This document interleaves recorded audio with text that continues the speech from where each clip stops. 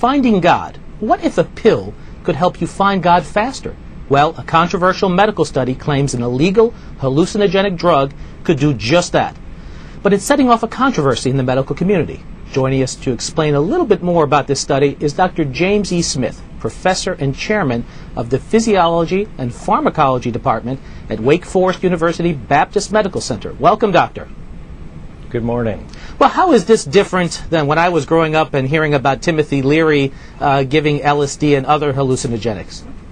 Well, we were growing up at the same time, and it's very different in that this was a very rigorous scientific study in one of the top-notch human behavioral pharmacology laboratories actually in the nation. Well, the headline attracted my attention. It says, hallucinogenic in mushrooms creates universal mystical experience. What is a mystical experience? I think a mystical experience is one in which individuals can have in various settings.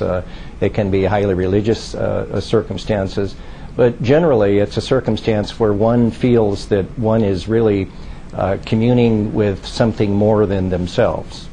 I could just see the headlines tomorrow from lay people reading this. Is this God in a pill, if you will? That's really a very interesting question. Even the investigators really talked about it being a significant mystical experience, and these substances, mescaline, which is similar to psilocybin, and even the magic mushrooms, Mexican mushrooms, have been used by Native Americans for some period of time in various religious experiences that were part of their culture. Now, in reading this article, volunteers, because that's what we should call them, were given this, and about 60% said that this would be one of the top 5 experiences of their lives. That is truly remarkable.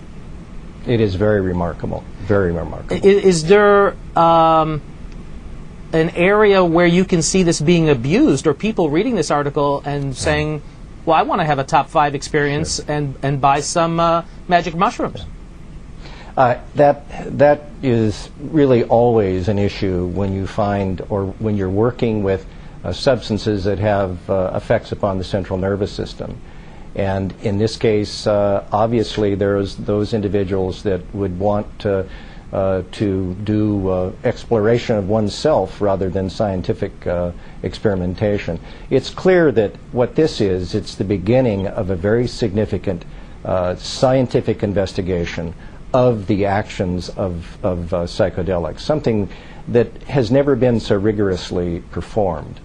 Do you see this being used in terms of severe depression or in end of life when experiences are low to kind of augment one's consciousness, if you will?